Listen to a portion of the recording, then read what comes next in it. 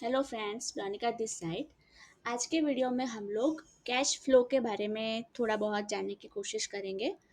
आज का वीडियो बहुत ही बोरिंग होने वाला है, सो बीच में आप बिल्कुल भी स्किप मत करिएगा। मैं जितना हो सके उतना इजी लैंग्वेज में आप लोगों को समझाने की कोशिश करूँगी। हम ज़्यादा डीप में नहीं जाएंगे। सिर्फ कैश फ्लो में कौन से पार्ट हमें देखने हैं, उसमें मेन मेन जो कंपोनेंट्स कौन से हैं और उसका एक एक एग्जाम्पल देख लेंगे।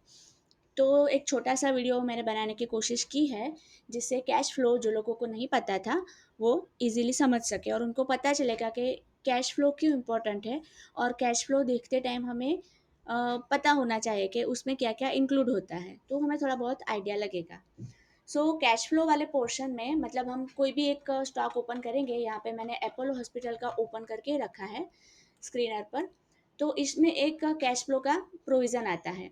उसमें तीन तरह के कैश फ्लो होते हैं। The first is cash from operating activity, cash from investing activity and cash from financing activity. और लास्ट में आता है नेट कैश फ्लो।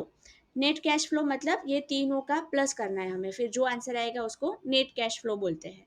तो ये तीनों जो कैश की एक्टिविटी है उसको हम थोड़ा सा डिटेल में देखेंगे। इसके लिए मैंने एक पीपीटी जैसा बना के रखा है, जैसे जिससे मैं इजीली आपको समझा सकूं। तो यहाँ पे मैंने वही लिखा है। कैश फ्लो तीन टाइप के होते हैं अपने स्क्रीनर पे जो हमें डेटा दिखता है उसमें।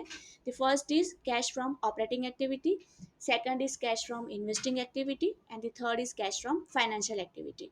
और नेट कैश फ्लो मतलब ये तीनों का प्लस करना है हमें, तो वो हमें नेट कैश फ्लो देगा।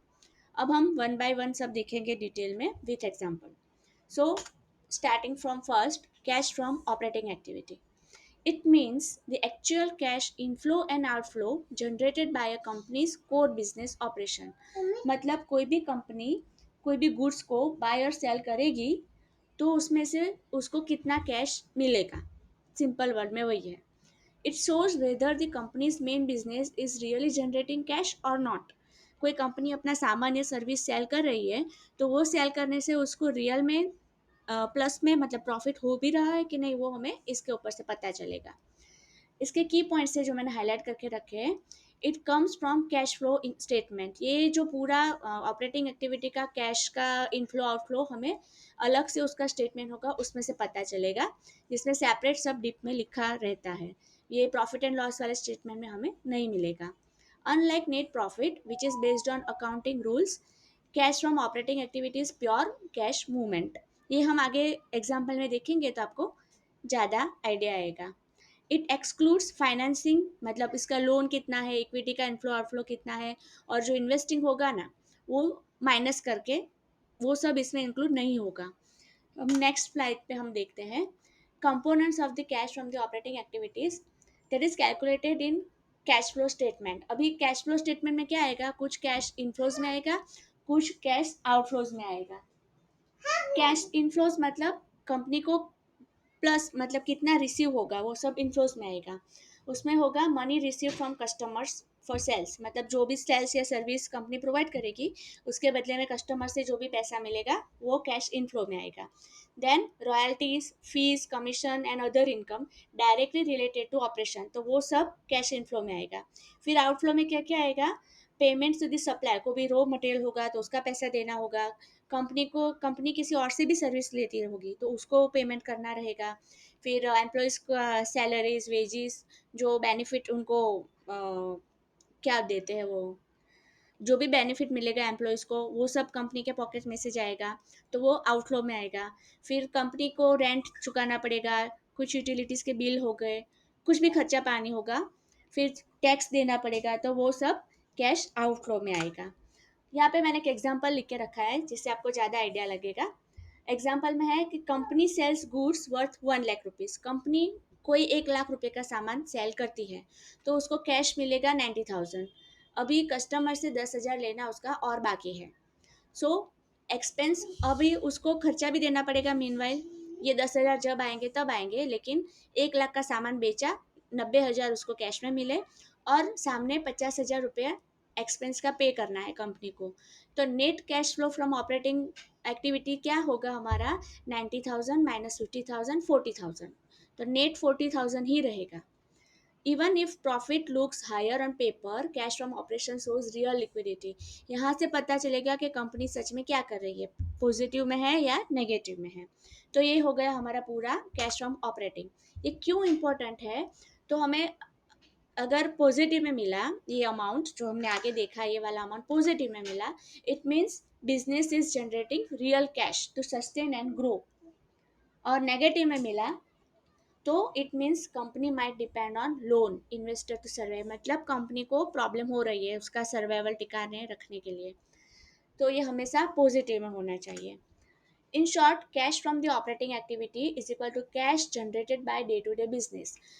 जो भी कोई भी कंपनी होगी वो डे टू डे बिजनेस में कितना सेल्स करती है उसके ऊपर से उसको कितना कैश मिलता है, वो सब कैश फ्रॉम ऑपरेटिंग एक्टिविटीज़ में इंक्लूड होगा। फिर अपना सेकंड था कैश फ्रॉम इन्वेस्टिंग एक्टिविटी। ये सेकंड वाला पोर्शन है, इसमें क्या क्या इंक्लूड होगा, ये क्या है। So cash from investing activity is this section of a company's cash flow statement that shows how much cash is spent और received from the activities that is related to long term investment.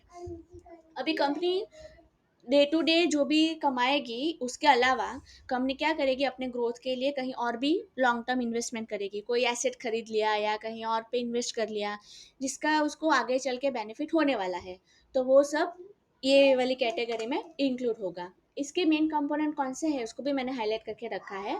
So cash outflows होगा।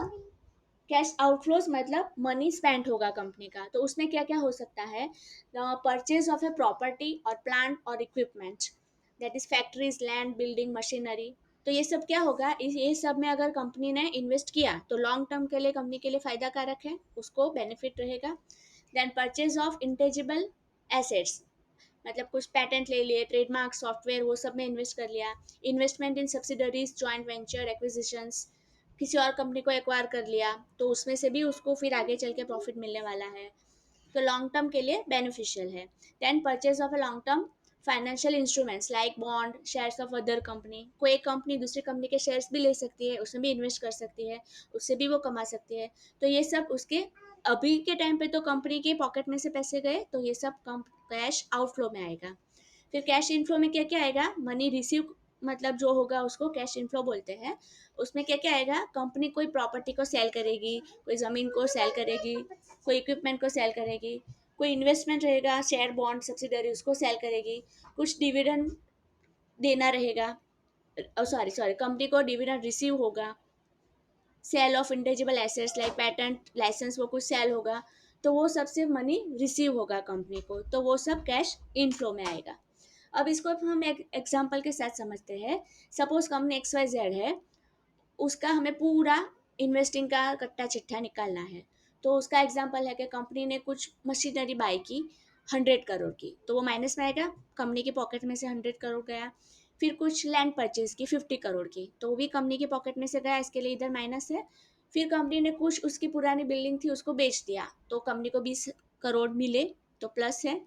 फिर company ने कुछ दूसरी company के shares लेके रखे थे वो सेल कर दिए, उससे उसको 30 करोड़ मिले।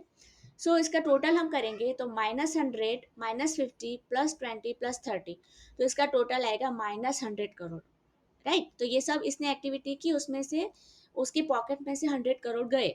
This shows the company spent more on investment than it earned back, which is normal if it is expanding, मतलब ये सब तो उसको आगे चल के फायदा देने वाले हैं। राइट, तो ये इसके लिए पॉजिटिव पॉइंट है। अब लास्ट वाला था अपना कैश फ्रॉम फाइनेंशियल एक्टिविटी।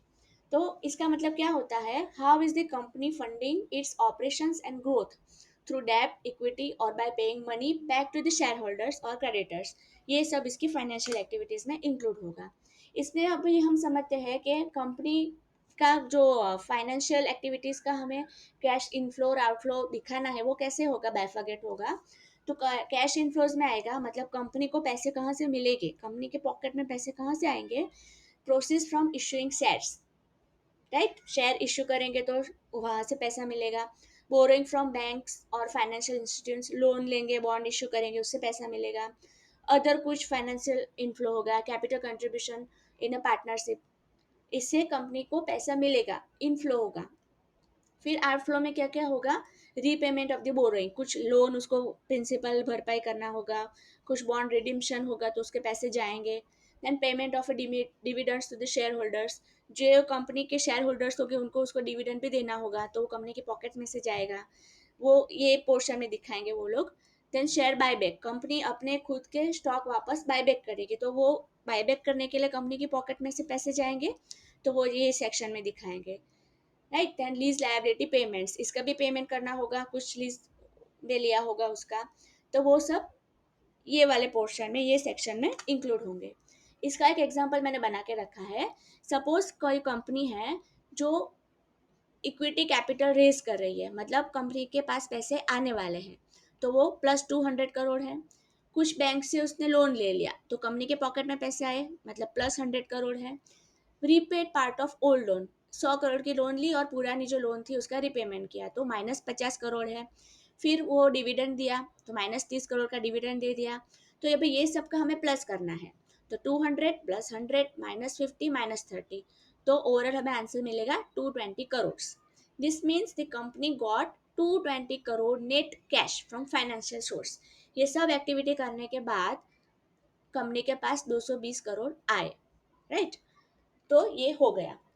तो ये पूरा मैंने एक बनाया था जो कि हम लोग कहाँ पे देखते हैं, ये वाला जो पोर्शन होता है हमारा, ये हमने ऑपरेटिंग वाला देखा। आप यहाँ पे क्लिक करोगे तो जो हमने अभी समझा पूरा, उसको आप इसके साथ कोऑर्डिनेट करना तो आपको ज़्यादा आइडिया आ जाएगा। ये सब सेक्शन में हमें ऑपरेटिंग एक्टिविटी का मिलेगा। फिर ये इन्वेस्टिंग वाली जो हमने देखा ना, जो फिक्स एसेट है, लैंड है, ये सब परचेज करेगा, सेल करेगा, तो वो सब का हिसाब ये वाले पोर्शन में आएगा। और लास्ट वाला फाइनेंसिंग एक्टिविटी, वो शेयर्स वाला लिया हमने, फिर कुछ डिविडेंड पे करना हुआ, बैक वापस शेयर्स को परचेज किया, बायबैक किया, वो सब वाला जो होगा हिसाब वो ये वाले पोर्शन में आएगा, राइट। तो इसको ही मैंने अलग अलग से दिखाया है, आप वापस एक बार पीपीटी को इसके साथ कोऑर्डिनेट करके देख लेना। और नेट कैश फ्लो क्या होता है, ये सबका प्लस मैं आपको एक लाइव करके दिखाती हूँ। जैसे कि ये वाला मार्च का हम देखते हैं, ये ऑपरेटिंग एक्टिविटी का कैश है 2136 plus minus, sorry minus investing activity का कितना है 3381 और +1317, ये फाइनेंशियल एक्टिविटी का है। तो हमारा माइनस आंसर आएगा 72, यहाँ पे ये रॉन्ग है, इसका आंसर आता है 72। और एक देख लेते हैं, मार्च 23 का हम देख लेते हैं, 1377 -857 -633, तो आंसर इज -133। तो ओवरऑल नेट इसका माइनस में है, लेकिन ऑपरेटिंग एक्टिविटी से इसको जो भी मिलेगा वो एटलीस्ट प्लस में हमें होना चाहिए, क्योंकि ये सब इसके लॉन्ग टर्म होंगे, तो लॉन्ग टर्म आगे चल के तो उसको प्रॉफिट देने वाले हैं, भले अभी ये माइनस में आएंगे, बट एटलीस्ट ये जो ऑपरेटिंग एक्टिविटी का कैश है ये प्लस में होना चाहिए। और दूसरी एक बात, जो हमें ओपीएम मिलता है यहाँ पे, ऑपरेटिंग प्रॉफिट जो मिलता है हमारा ये वाला, उसका मिनिमम 70% जितना कैश फ्लो हमें यहाँ पे दिखना चाहिए। अभी हम इसका देख लें अपोलो हॉस्पिटल का, इसका ऑपरेटिंग प्रॉफिट कितना है 3199, 3199, इसका एटलीस्ट 75-70%, हम 70% पकड़ते हैं, 70% जितना इसका अगर हम देखेंगे तो वो हमें